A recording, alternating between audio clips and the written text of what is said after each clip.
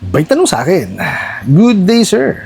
May tumatawag sa akin na pulis at pinasa ako sa abogado dahil sa utang ko daw. Kumbaga, hinaharas na naman ako. Sabi ko, magbabayad naman ako, sabi ko.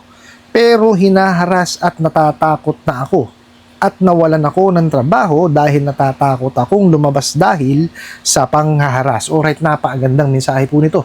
Pero bago ho natin sasagutin, imbitahan ko ho muna sana kayo na pakisuportahan po sana ang aking mga social media accounts sa YouTube, Facebook, and TikTok. Dito po sa video natin ngayon, alamin natin kung ano po ba yung nagiging epekto ng mga panghaharas. Itong mga bugo katabusadong online lending apps na to, lalo na po yung pagpapanggap. Narinig niyo naman ho, di ba? Nawalan ho ng trabaho. Kasi ho, natatakot lumabas dahil ho sa panghaharas. Pero bago ho yan, disclaimer po muna, hindi po ako abogado. Ako po'y maniningil. Lahat po na sinasabi natin sa ating mga video is based on my experience at syempre po sa ating pong pagsasaliksik at pagtatanong sa mga kaibigan po nating abogado. At isa pa po, hindi ko po kinukonsente ang hindi pagbabayad ng utang. Dahil ang utang ay responsibilidad at obligasyon na dapat po nating bayaran. Ang hindi po ako pabor ay dun sa maling pamamaraan ng pautang at maling pamamaraan ng paniningil. Sagutin po natin at himayin yung pinadala niyo pong mensahe.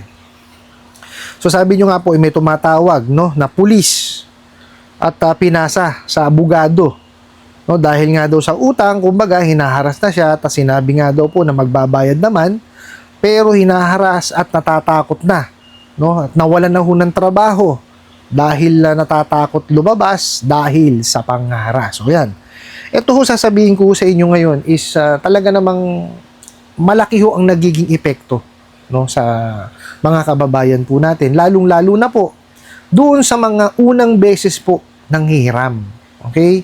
Kasi nga, ulitin ko po, wala ho tayong financial literacy dito sa Pilipinas. Kaya ho, kumbaga, lahat ho tayo bulag, kumbaga, hindi natin kayang kumbaga hawakan or i-manage yung ating mga finances.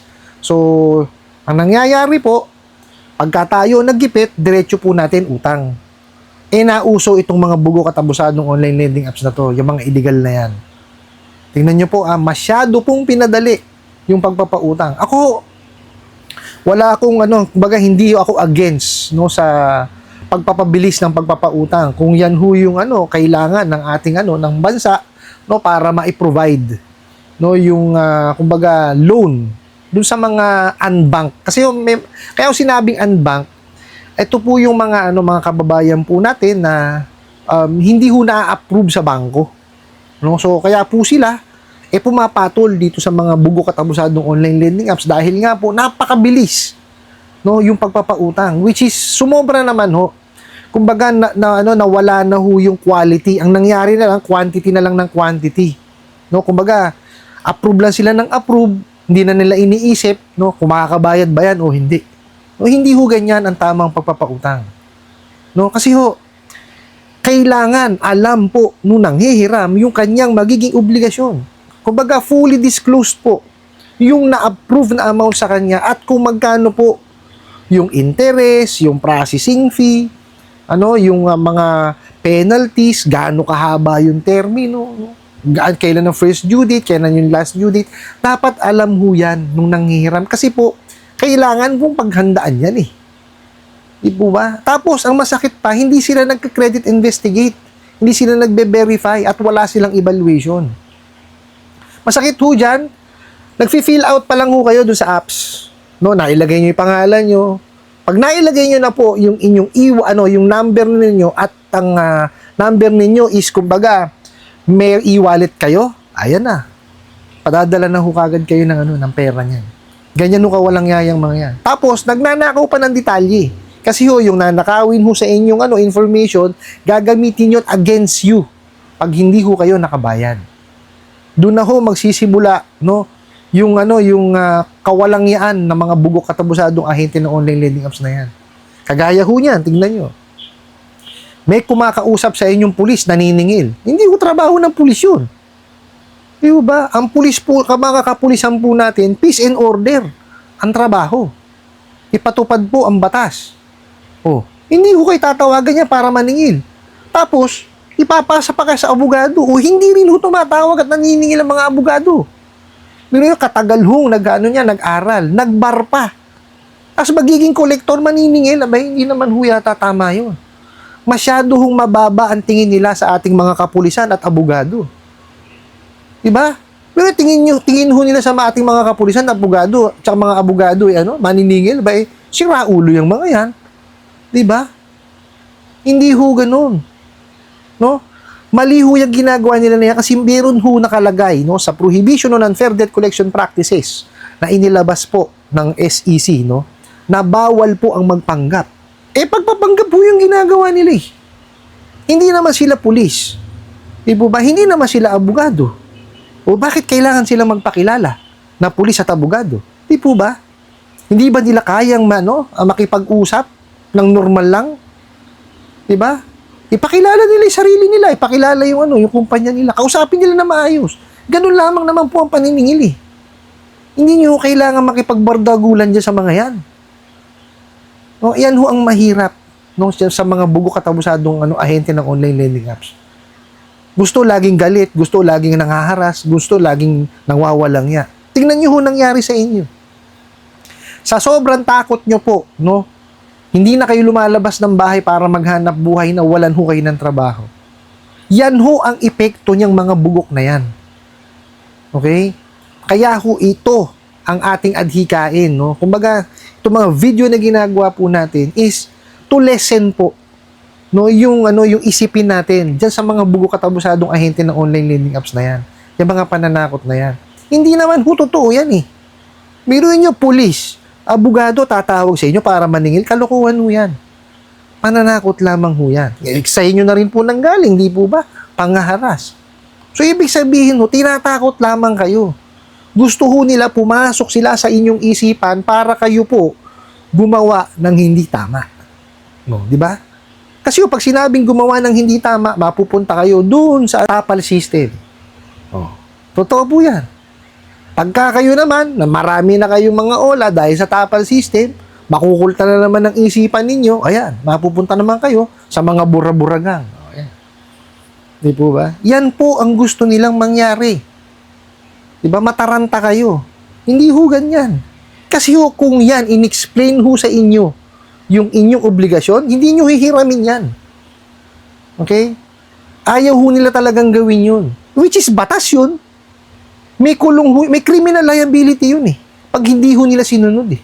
Dahil batas ho yan. Meron pa ngayon silang mga kalokohan na nakalagay nga sa apps. Di ba? Approve 10,000. Approve for 120 days. Pag kinlik ngayon, nung kliyente, anak ng kamote, ang i-disburse automatic 500 pesos kasi na-approve 1,000 eh. Tapos 7 araw lang. Nakita nyo panluloko at saka panlilin lang? So, ibig sabihin po, pwede nyo i-demanda ng ng estafa yan. Kasi po, may panluloko at panlilin lang eh. Di po ba? Ako po, dun sa nagpadala po ng mensahe, well, wala na ho tayong magagawa. Past due na kayo, delinquente na kayo dyan sa mga yan. Ang magagawa na lang ho natin is control natin yung ating sarili. Diba? Panghawakan natin muli yung ating sarili. Huwag nating ihayaan na kontrolin tayo ng mga bugo katabusadong ahente ng online lending apps na yan. Di po ba? Huwag ho kayong papayag na kontrolin nila yung isipan ninyo. Ang pinakamaiging nyo gawin is maghanap ho kayo ng hanap buhay muli. Tuloy ho ang buhay, hindi ho po pwedeng huminto yan dahil kayo nakaras. Hindi ho ganun. Nandun na, given nakahiram na tayo dyan, may utang na tayo eh. So, ano ho gagawin natin? Gawan ho natin ng paraan. Di po ba? Tuloy ho ang buhay. May mga kamag-anak tayo, may pamilya ho tayo na willing tayong tulungan. Hindi man ho financially kayong tulungan, pero emotionally po pwede kayong tulungan yan. Di po ba? Lumapit po tayo sa kanila. Hindi po natin po pwede sarilinin yan eh. Di po ba? So yun po, maghanap po tayo ng hanap buhay. Pag nakahanap na ho tayo, tsaka po tayo mag-ipon para po tayo makabayad dyan sa mga bugo katabusadong online lending apps na yan. Tapos itabi natin yung ating proof of payment. Pag yan po, abusado at fly by night, okay? Lalo pagka fly by night, illegal ho, ibig sabihin, kung magkano na lamang po yung ipinadala sa inyo, na disbursement. For example, approve 1,000, pinadala sa inyo 500, bayaran nyo 500. Illegal naman yung mga yan eh. Di ba? Tapos simultaneously, i-complain nyo pa rin po para magkaroon ng cease and desist. Ngayon, kung yan naman po is kasama sa mga online lending platform, ibig sabihin no, legitimate, legal. So, subukan nyo po kausapin. Pag winawalang niya pa rin po kayo, ay into nyo na sa kanila yung pakikipag-usap. I-complain nyo na po. Nandiyan po SEC, BSP, NPC, PNP, NBI at saka po PAOK. Sa Pasay po, may one-stop shop. So sa mga taga Metro Manila, po pwede ho kayo pumunta ron, tsaka mga karatig probinsya po natin. Ngayon, dun po sa mga malalayong probinsya, dyan po sa aking description box, sa aking YouTube channel, puntahan nyo na lamang po. Kung kayo po ay nasa Facebook page ko, puntahan nyo po yung sa aking YouTube channel. Kung kayo po ay nasa TikTok page po, pumunta kayo sa aking YouTube channel. Dun po, sa description box, nandyan po yung mga sangay ng gobyerno na nabanggit ko. No? Pati po yung kanilang mga email address. Okay? Doon ho kayo mag-file ng complaint, kalakip po yung inyong mga ebidensya. Okay? Ngayon, pagkaya na raid, tsaka nyo ho puntahan. No? Personally, kailangan ho talaga natin paglaanan ng ng oras yan. Para ho matuluyan. Kasi ho, hindi natatapos sa raid yun. Okay? Kailangan po yan, pagka na-raid, puntahan ninyo para masampahan nyo ng kaso. At madire-diretso na po nang makulong yung mga bugo katabusadong ahente ng online lending apps na yan. At hindi lang po ahente, pati po yung mga may-ari niyan, tsaka yung mga utak niya, mga ola na yan. Di ho ba? Hindi ho po pwedeng huminto yan dun lang sa ahente. Di ho ba? Sumusunod lang din naman yan, kaya lang mali. Hindi dapat nila sinusunod yun. Kasi alam nilang mali eh. Kababayan mo, gaganunin mo. Di po ba? So, ulitin ko po, pag-ipunan, tsaka nyo po bayaran. Ano po? I hope nasagot ko po itong katanungan na to at sana po yung makatulong. Maraming salamat po sa inyong walang sawang pagsuporta at panonood sa aking mga video. Maraming salamat po sa inyong pag-like, pag-share, pag-comment at pagtatanong. And kunin ko na rin po itong opportunity na to na imbitahan po sana kayo. Pakisuportahan po sana ang aking mga social media accounts sa YouTube, Facebook, and TikTok. Hanggang sa muli po. Yun lang.